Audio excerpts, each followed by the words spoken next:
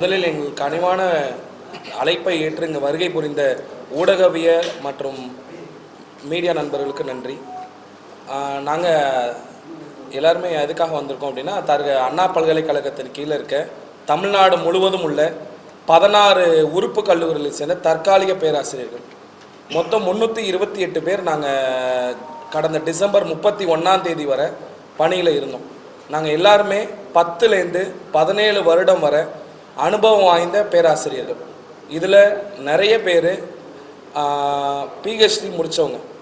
ஏன் அண்ணா பல்கலைக்கழகம் எங்களை எந்த முன்னறிவிப்புமே இல்லாமல் வெறும் பதிவாளரோட வாய்மொழி உத்தரவின் பேரில் எங்களுக்கு கடந்த டிசம்பர் மாதம் 31 வேலையிலேருந்து அனுப்பிட்டாங்க. நாங்கள் எல்லாருமே 2010லேருந்து இங்கே வேலைக்கு சேர்ந்தது வர நிரந்தர பேராசிரியர்களுக்கு இணையான வேலையை தான் நாங்கள் செஞ்சுட்டு வரோம். எங்களுக்கு 6 மாதத்துக்கு ஒரு முறையும் 3 மாதத்துக்கு ஒரு முறையும் ஆர்டிஃபிஷியலாக பிரேக் கொடுத்து, அந்த பிரேக் முடிஞ்சதுக்கப்புறம் 3 ஒர்க்கிங் டேக்கு அப்புறம் நாங்கள் பணியில் திரும்ப அமர்த்தப்படுவோம். பணி நீட்டிப்பு இப்பல்கலைக்கழகம் எங்களுக்கு வழங்கும். இது நாள் வரை இந்த ப்ரொசீஜரில் தான் நாங்கள் வேலை செஞ்சுட்டு இருந்தோம். இப்போது இந்த டிசம்பர் 31 அப்புறம் எங்களுக்கு எந்த முன்னறிவிப்புமே இல்லாமல் பல்கலைக்கழக நிர்வாகமோ உயர் அதிகாரிகளோ எங்களுக்கு எந்த முன்னறிவிப்பும் இல்லாமல் எங்களை வெளியில் அனுப்பிட்டாங்க. நாங்கள் எல்லாருமே முறையாக இன்டர்வியூ அட்டன் பண்ணி ப்ராப்பரான செலெக்ஷன் ப்ரொசீஜரில் இங்கே சாங்ஷன்டு போஸ்ட்டில் தான் நாங்கள் அண்ணா பல்கலைக்கழகத்தில் வேலை செஞ்சுட்ருக்கோம். மொத்தம் 328 பேராசிரியர்களுக்குமே வேலை இல்லை அப்படின்னு திடீர் அறிவிப்பால் நாங்கள் எல்லாருமே இன்றைக்கி வாழ்வாதாரத்தை இழந்து நின்றுட்டுருக்கோம். அது மட்டும் இல்லை, அந்த 328 பேருமே எங்களுக்கு ஒர்க்லோட் நவம்பர் மாதம் கடந்த நவம்பர் மாதம் எங்களுக்கு ஒர்க்லோட் சென்னையிலேருந்து, சென்னை பல்கலைக்கழகம் தான் எங்களுக்கு தலைமை. ஸோ அங்கேருந்து எங்களுக்கு ஒர்க்லோட் கேட்குறாங்க. அந்த ஒர்க்லோடில் கடந்த நவம்பர் மாதம் அடுத்த செமஸ்டர் இந்த ஜனவரியிலேருந்து இந்த மே வரை இருக்கிற செமஸ்டரில் எங்களுக்கு ஒர்க்லோடு என்ன ஒர்க்லோடு நீங்கள் ஃபாலோ பண்ண போகிறீங்கன்னு சொல்லிட்டு எங்களுக்கு ஒர்க்லோட் வாங்குறாங்க. அந்த ஒர்க்லோடு எதன்படி அப்படின்னா ஏஐசிடி நார்ம்ஸ் படி, ஏஐசிடி நார்ம்ஸ் அண்ணா யூனிவர்சிட்டியோட அஃபிலியேஷன் நார்ம்ஸ் படி ஒரு பேராசிரியருக்கு இத்தனை தியரி இருக்கணும், இத்தனை லெபார்டரி இருக்கணும், ஒரு வாரத்துக்கு இத்தனை வகுப்பு இருக்கணும், இத்தனை மாணவர்களுக்கு இத்தனை ஆசிரியர் இருக்கணும் அப்படிங்கிற விகிதத்தில் தான் நாங்கள் ஒர்க்லோட் போட்டு அந்த 16 உறுப்பு கல்லூரிகளிலிருந்துமே நாங்கள் ஒர்க்லோட் கொடுக்குறோம். அந்த ஒர்க்லோட் பார்த்தீங்க அப்படின்னா ஒரு தியரிய சப்ஜெக்டாக இருந்தது அப்படின்னா 15 மாணவர்களுக்கு 60 மாணவர்களுக்கு ஒரு ஆசிரியர். அதுவே லெபார்டரி செயல்முறை கல்வியாக இருந்துச்சு அப்படின்னா ஒரு 15 மாணவர்களுக்கு ஒரு ஆசிரியர் வீதமும் இருக்கணும் அப்படிங்கிறது தான் அண்ணா யூனிவர்சிட்டியோட அஃபிலியேஷன் அண்ட் ஏஐசிடி நார்ம்ஸோட ரூல். ஆனால் இதன்படி தான் எங்கள் எல்லாருக்குமே ஒர்க்லோடு இப்போ இந்த ஜனவரி டு மே 2026 ஒர்க்லோடை நாங்கள் தயார் செஞ்சு கொடுத்தோம். அதை ஹெச்ஓடி அப்ரூவ் பண்ணி, டீன் அப்ரூவ் பண்ணி ரெஜிஸ்ட்ராருக்கு அனுப்புகிறாங்க. அனுப்புனதுன்னு டிசம்பர் 31 எங்களுக்கு பணிக்காலம் முடிஞ்சிருச்சு. மீண்டும் டிசம்பர் 7 நாங்கள் பணிக்கு வந்துடுவோம் அப்படின்னு நினச்சிட்டு இருந்தோம். ஆனால் வெறும் வாய்மொழி உத்தரவின் பேரில் எங்களுக்கு டீன் கிட்ட ரெஜிஸ்ட்ரார் அஃபீஷியலாக எந்த ஒரு ரிட்டன் ஸ்டேட்மெண்ட்டுமே, ரிலீவிங் ஆர்டரோ எந்த ப்ரொசீஜரையுமே ஃபாலோ பண்ணாமல் டிசம்பர் 7 இங்கே யாரையுமே வர வேண்டாம், நீங்கள் பணிக்கு ஜனவரி 7 எங்கள் யாரையுமே நீங்கள் பணிக்கு வர வேண்டாம் அப்படின்னு சொல்லிட்டாங்க. இது சம்மந்தமாக பல்கலைக்கழக நிர்வாகத்திடமோ அந்தந்த புல முதல்வர்கள்ட்டையோ கேட்கும்போது அவங்க என்ன சொல்கிறாங்கன்னா, எனக்கு தெரியாது, டீன் என்ன சொல்கிறாங்க எனக்கு தெரியாது, ரெஜிஸ்ட்ரார் சொன்னாங்க அதனால் நாங்கள் செய்கிறோம் அப்படின்னு தான் சொல்கிறாங்களே தவிர யாருமே ப்ராப்பரான ரெஸ்பான்ஸ் ஏன் உங்களுக்கு பணி இல்லை அப்படின்னு சொல்லிட்டு இப்போ வரை யாருமே சொல்லலை. அதுக்கப்புறம் ஜனவரி 7 நாங்கள் பணிக்கு இப்போ திருச்சி சில கேம்பஸஸ் மட்டும் 2-3 கேம்பஸ் மட்டும் ஜனவரியில் பணிக்கு வரோம். அது சில கமிஷன் ஆடிட்டிங்காக டெல்லியிலேருந்து வர காரணத்தினால எங்கள் வேலைக்கு வர சொன்னாங்க. நாங்கள் ஜனவரியில் வரோம், வேலை செய்கிறோம். அந்த ஜனவரி 7 காலேஜ் ஆரம்பிக்கிற அன்னைக்கு என்ன செய்கிறாங்க, இன்னொரு டைம் டேபிள், இன்னொரு ஒர்க்லோட் கொடுங்க அப்படின்னு சொல்லிட்டு கேட்குறாங்க. அந்த ஒர்க்லோடு எந்த பேசிஸில் இருக்குது அப்படின்னா, இதுக்கு முன்னாடி டிசம்பர் கடைசி வாரத்திலே டிசம்பர் மிடில் ஒரு ஒர்க்லோட் வாங்குறாங்க. அது லெபார்டரி கோர்சஸ் ஆகட்டும், எந்த கோர்ஸ் ஆகட்டும் 1:15 அப்படிங்கிற ரேஷியோ, ஸ்டூடெண்ட் ஸ்டாஃப் ரேஷியோவில் ஒர்க்லோட் வாங்குறாங்க. அது எங்கள் எல்லாருக்குமே இருக்குது. ஜனவரி 7 கல்லூரி ஆரம்பிக்கிற அன்னைக்கு இரவு பதிவாளர்கிட்டேருந்து அந்தந்த புல முதல்வர்கிட்ட ஒரு கால் வருது. என்ன அப்படின்னா, ஒர்க்லோட மாற்றி கொடுங்க. என்ன பேசிஸில் மாற்றி கொடுக்கணும்? ஸோ 15 மாணவர்களுக்கு ஒரு ஆசிரியர் போட்டால் எல்லாருக்குமே வேலை இருக்குது. ஸோ என்ன செய்கிறாங்க, அதை ஒரு ரீஷெட்யூல் பண்ணுங்கள். எப்படி ரீஷெட்யூல் பண்ணணும்? 30 மாணவர்களாக போடுங்க. அப்படின்னு சொல்லும்போது எங்களில் சில பேருக்கு வேலை இல்லை அப்படிங்கிற நிலைமை வருது. அதுவும் போயிடுச்சு. ஸோ பார்க்குறாங்க 8ஆம் தேதி அதை ரிவ்யூ பண்ணுறாங்க. திரும்ப 8ஆம் தேதி நைட்டு 9ஆம் தேதி காலையில் பதிவாளர் எல்லா டீன்ஸுக்கும் வீடியோ கான்ஃபரன்சிங் அரேஞ்ச் பண்ணி வீடியோ கான்ஃபரன்சிங்கில் என்ன செய்கிறாங்க, அதெல்லாம் ஒத்துக்க முடியாது, எல்லா இந்த டிஎஃப்ஏ இல்லாமல் இந்த தற்காலிக பேராசிரியர்கள் உதவி பேராசிரியர் இல்லாமல் நீங்கள் ஒர்க் லோட் போட்டு கொடுங்க அப்படின்னு சொல்லிட்டு வெள்ளிக்கிழமை காலையில் ஜனவரி 9ஆம் தேதி வெள்ளிக்கிழமை காலையில் எல்லா புள்ள முதல்வர்களையும் ரெஜிஸ்டார் வீடியோ கான்ஃபரன்சிங்கில் பேசுகிறாங்க. சரிங்களா? பேசும்போது என்ன ஆகுது அப்படின்னா 60 மாணவர்கள், லேபாக இருந்தாலும் சரி தியரியாக இருந்தாலும் சரி 60 மாணவர்களுக்கு ஒரு ஆசிரியர் மட்டும்தான் இருக்கணும் அப்படிங்கிற நடைமுறையை படுத்துறாங்க. அப்படி இருக்கும்போது எங்கள் எல்லாருக்குமே வேலை இல்லாமல் ஆக வேண்டிய கட்டாய சூழ்நிலைக்கு தள்ளப்பட்டுட்டோம். ஸோ 60 மாணவர்கள். அது மட்டும் இல்லை, இப்போ மெக்கானிக்கல் சிவிலில் இதே தமிழக அரசு, இந்த திமுக அரசு கலைஞர் ஐயா பீரியடில் 2006 to 2011 ஆட்சியில் தான் தமிழ்நாட்டிலேயே முறையாக இன்ஜினியரிங் தமிழ் வழி கல்வி அப்படிங்கிற ப்ரொசீஜரை நடைமுறைப்படுத்துகிறாங்க. அப்போ என்ன செய்கிறாங்க, எல்லா கேம்பஸஸ்லையுமே எல்லா 16 கல்லூரிகள்லையுமே சிவில் இன்ஜினியரிங்கும் மெக்கானிக்கல் இன்ஜினியரிங்கும் தமிழ் மீடியமாக படித்து நீங்கள் மாணவர்கள் இருக்கலாம்னு சொல்லிட்டு தமிழ் மீடியத்தில் அட்மிஷன் போட்டு தமிழுக்கு இம்பார்ட்டன்ஸ் கொடுத்து, நம்ம தமிழ்நாட்டில் தமிழுக்கு இம்பார்ட்டன்ஸ் கொடுத்து அவன் காம்படிட்டிவ் எக்ஸாம் ஆகட்டும் எந்த ஒரு விஷயம் ஆகட்டும் தமிழ் பேஸ்டு எஜுகேஷனுக்கு இம்பார்ட்டன்ஸ் கொடுத்து அதில் ப்ரிஃபரன்ஸ் கொடுத்து நிறைவேற்றுறதுக்காக இது பண்ணுறாங்க. அதில் இப்போ என்ன செஞ்சுட்டாங்க, தமிழ் மீடியம் வந்து அதெல்லாம் ஒத்துக்க முடியாது, தமிழ் மீடியத்தையும் இங்கிலீஷ் மீடியத்தையும் ஒன்றாக்குங்க, தமிழ் மீடியம் தனி ஒர்க் லோட் கிடையாது, இங்கிலீஷ் மீடியத்தோடு தான் சேர்ந்து படிக்கணும். அப்போ தமிழில் தான் படிக்கணும், தமிழில் தான் பரீட்சை எழுதணும், தமிழில் போட்டித் தேர்வுகள் அட்டன் பண்ணணும்.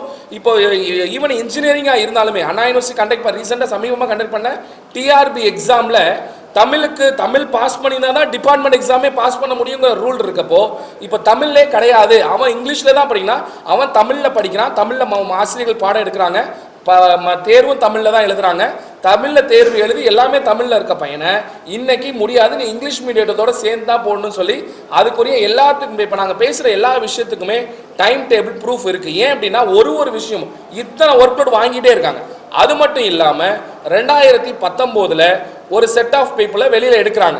ரிவ்யூ அப்படிங்கிற ஒரு ப்ரொசீஜர் அண்ணா யூனிவர்சிட்டி வச்சு என்ன செய்கிறாங்க, அதில் வந்து நிறைய பேர் யாரை வெளியில் எடுத்தாங்க அப்படின்னா டெலிவரி ஆகி லேடிஸ், அந்த லேடிஸ் டெலிவரி ஆகி கை குழந்தையோட இருக்கிற 1 மாதம் 2 மாத கை குழந்தையோட இருக்கிற லேடிஸை தான் வெளில அனுப்புறாங்க. ஏன் அப்படின்னா எங்களுக்கு மகப்பேறு லீவு லேடிஸ்க்கு கிடையாது. இன்ஸ்டிடியூஷன்ல அந்த 2 மாதம் 3 மாதம் தான் லீவ் எடுக்கிறாங்க. ஆனால் தமிழக அரசோ நிரந்தர பணியாளர்களுக்கு 1 வருடம் வரை மகப்பேறு விடுப்பு கொடுக்குறாங்க. ஆனால் எங்கள் பேராசிரியர்கள் 2லேருந்து 3 மாதத்துக்குள்ள அவங்களோட வேலையை முடிச்சுட்டு வீட்டில் பசங்களை விட்டுட்டு அந்த கொரோனா காலங்கிற ஒரு இதுவும் பார்க்காம திரும்ப அந்த 2 மாதம் மட்டும் விடுப்பு எடுத்துட்டு திரும்ப வராங்க. ஏன் அந்த 2 மாதம் நீங்கள் லீவ் எடுத்தீங்கன்னு சொல்லிட்டு ஜூன் 2019 வருஷம் ரிவ்யூ கண்டக்ட் பண்ணி யாரெல்லாம் மகப்பேறு விடுப்பு முடிஞ்சு ஜாயின் பண்ணி வந்தாங்களோ அவங்க இன்னும் சில பேராசிரியர்கள் அவங்க தகுதி நீக்கம் செய்கிறாங்க. அரௌண்ட் ஒரு 80 பேரை தகுதி நீக்கம் செய்கிறாங்க. அவங்க என்ன செய்கிறாங்க, இதை எதிர்த்து கோர்ட்டுக்கு போகிறாங்க. கோர்ட்டுக்கு போய் வழக்கு வந்து பதியப்படுது. 2 வருடம் அந்த வழக்கு வந்து நடைபெற்றுச்சு. அதுக்கு தீர்ப்பும் 2021 அதெல்லாம் முடியாது, இது செல்லாது, அவங்கள திரும்ப நீங்கள் உள்ளே என்கேஜ் பண்ணணும் அப்படின்னு சொல்லிட்டு திரும்ப அக்டோபர் முதல் வாரத்தில் 2021 அக்டோபர் முதல் வாரம் அவங்க எல்லாருமே திரும்ப பணியில் சேர்றாங்க. அவங்களோட கேஸ் இப்போ வர வந்து கோர்ட்டில் நடந்துட்டு தான் இருக்குது. சுப்ரீம் கோர்ட்டில் அந்த சிங்கிள் பெஞ்சு, டபுள் பெஞ்சு, சுப்ரீம் கோர்ட்டு, அப்பீலு அப்படின்னு வேரியஸ் கேட்டகரிஸில் நாங்கள் எல்லாருமே இருக்கோம். அது மட்டும் இல்லாமல் மீதி இருக்கிற பேராசிரியர்களுக்கும் இந்த தற்காலிக பணியும் ஒரு கேள்விக்குரிய ஆகிற நிலைமை வரதுனால கடந்த ஆண்டு ஜூன் மாதத்திலேருந்து நாங்கள் மீதி இருக்கிற பேராசிரியர்களும் சில பேர் என்ன செய்கிறாங்க, பணி பாதுகாப்புக்காக அவங்க நீதிமன்றத்தை நாடுறாங்க. நீதிமன்றத்தை நாடும்போது என்ன ஆயிடுச்சு, நாங்கள் செஞ்ச ஒரு அகாடமிக் ஒர்க் மட்டும் நாங்கள் யாருமே பார்க்கல. அகாடமிக் ஒர்க் ஆகட்டும், எக்ஸாம் ரிலேட்டட் ஆக்டிவிட்டீஸ் ஆகட்டும், மேனேஜ்மெண்ட் ஒர்க் ஆகட்டும், அட்மினிஸ்ட்ரேஷன் ஒர்க் ஆகட்டும், எங்களோட பெயர் எங்கள் 328 பெயர் இல்லாமல் அவங்களோட பெயர் இல்லாமல் எந்த ஒரு வேலையுமே அந்தந்த பல்கலைக்கழக உறுப்பு கல்லூரிகளில் இருக்காது. சரிங்களா? இதுதான் நிதர்சனமான உண்மை. ஸோ எல்லாருமே என்ன செய்கிறாங்க, நீதிமன்றத்தை நாட வேண்டிய சூழ்நிலைக்கு பல்கலைக்கழக நிர்வாகம் எங்களை தள்ளிட்டாங்க. நீதிமன்றம் என்ன சொல்லிடுச்சு, எங்களோட கேஸ் எங்களோட ஒர்க்கு நாங்கள் எல்லாமே அஃபீஷியலாக நாங்கள் கிளைம் பண்ணது வந்து நீதிமன்றத்தில் நாங்கள் என்ன இவ்வளோ நாள் இந்த 10 வருடமாக நாங்கள் என்ன ஒர்க் பண்ணோம், யாருக்கு நிகரான வேலை செஞ்சோம் அப்படிங்கிறத நாங்கள் கிளைம் பண்ணோம். ஸோ அந்த நீதிமன்றமும் எங்களோட ஃபைல்லாம் பார்த்து நீதிமன்றம் என்ன எங்களுக்கு தீர்ப்பு கொடுக்குது இந்த நவம்பர் 2025 இப்போ கடந்த ஆண்டு என்ன தீர்ப்பு கொடுக்குறாங்கன்னா இவங்களுக்கு அதில் ஒரு 2-3 கேட்டகரியாக தீர்ப்பு வருது. சில பேருக்கு வந்து என்ன செய்கிறாங்க, அவங்கள ரெகுலரைசேஷன் பண்ணுங்க, இவங்க இவ்வளோ ஒர்க் பண்ணுறாங்க, அங்கே ஏற்கனவே இருந்த நிரந்தர பேராசிரியர்களுக்கு இணையான வேலை தான் அவங்களும் செய்கிறாங்க, ஸோ அவங்களுக்கு நிகரான ஊதியத்தை நீங்கள் கொடுங்கன்னு சொல்லி சம வேலைக்கு சம ஊதியமும் அவங்கள பணியில் நிரந்தர பணியை அமர்த்தணும்னு 2-3 விதமான ஜட்ஜ்மெண்ட்டாக வந்திருக்கு. சரிங்களா, இந்த ஜட்ஜ்மெண்ட்டு பல்கலைக்கழக நிர்வாகத்துக்கு பயங்கர சேலஞ்சிங் ஆயிடுச்சு. அது மட்டும் இல்லை, உயர்கல்வித்துறை செயலாளரையும் இந்த கேஸில் அவங்க இன்க்ளூட் பண்ணியிருக்கனால இது அவங்களுக்கு பயங்கர சேலஞ்சிங் ஆயிடுச்சு. அவங்க கேட்குறாங்க, என்ன கேட்குறாங்க, ஸோ அப்போ என்ன சொல்லிட்டாங்க, நீங்கள் ஏன் பல்கலைக்கழகத்துக்கு எதிராக போனீங்க அப்படின்னா, நாங்கள் யாருமே எதிராக போகல, பல்கலைக்கழகத்துக்கு எதிராக போல. 2019 மகப்பேறு விடுப்பு முடிச்சு வந்தவங்களை வெளில எடுக்காங்க, அப்போ அவங்க எப்படி வேலை வாங்குவாங்க, பல்கலைக்கழக நிர்வாகம் கொடுக்கலையே. அப்போ அதனால் நீதிமன்றத்தை நாடுறோம். கடந்த ஆண்டு திரும்பவும் இதே பணி பாதுகாப்பு எங்களுக்கு இல்லைங்கிற காரணத்துக்காக நீதிமன்றத்தை நாடணும்.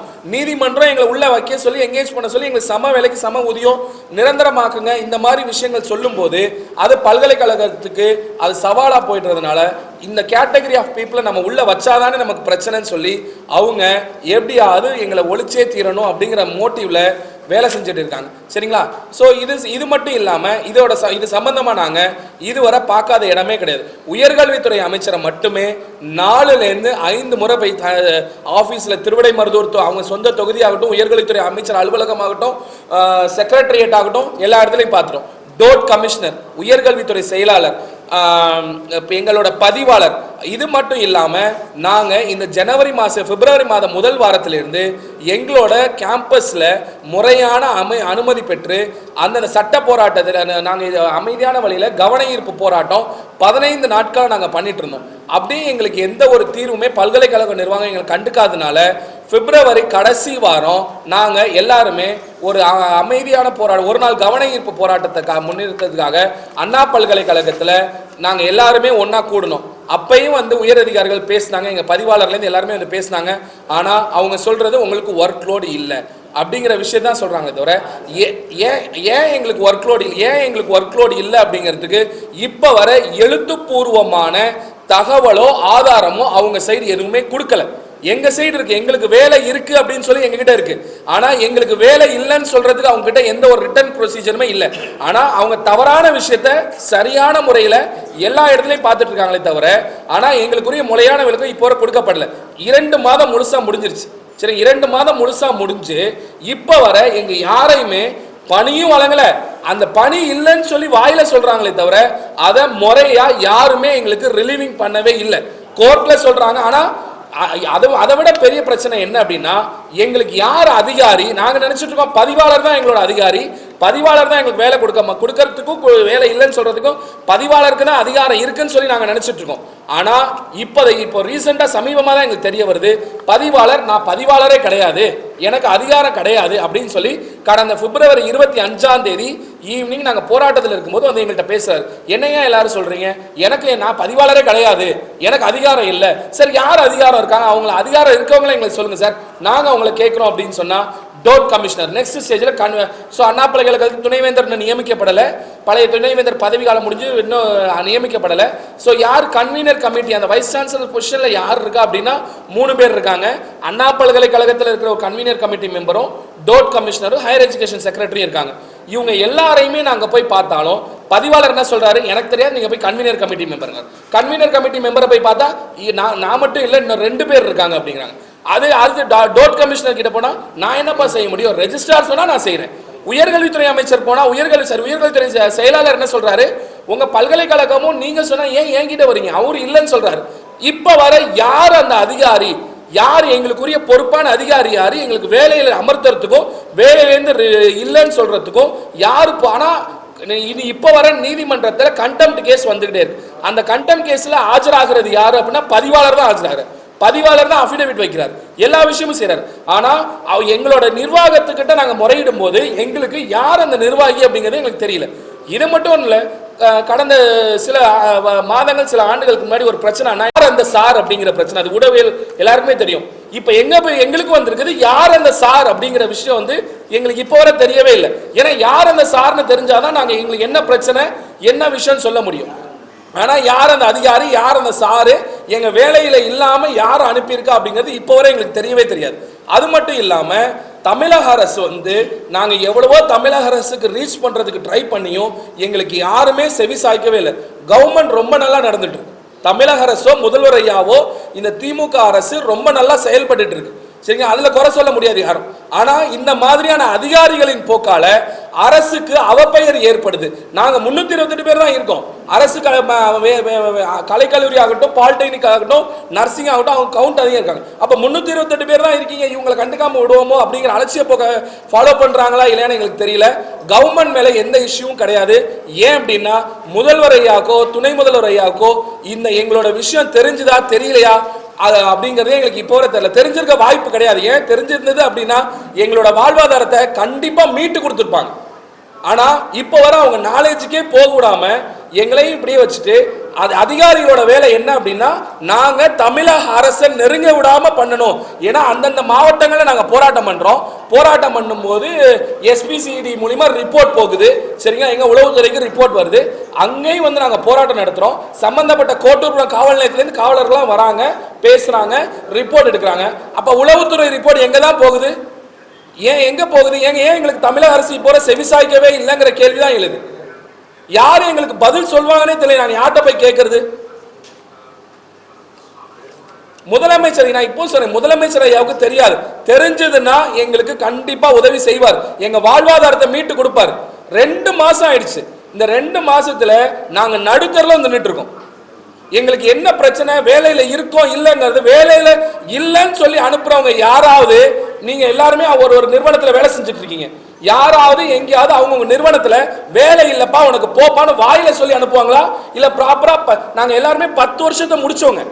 10 வருஷத்துல இருந்து 17 வருஷம் இருக்கவங்க, அவங்களுக்கு ரிலீவிங் ஆர்டரும் எக்ஸ்பீரியன்ஸ் சர்டிபிகேட் கொடுத்து அனுப்புவாங்களா? சொல்லுங்க, யாரு கொடுப்பா?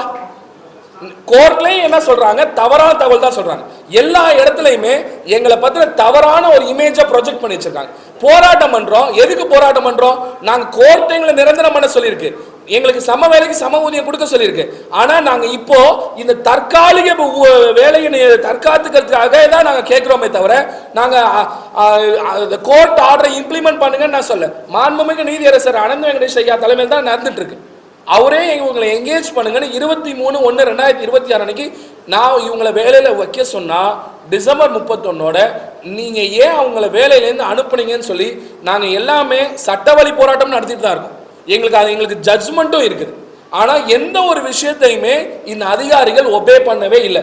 அவங்களும் எங்களுக்கு செய்யல, கோர்ட் செய்யணும் சொல்றதையும் அவங்க செய்யவே இல்லை.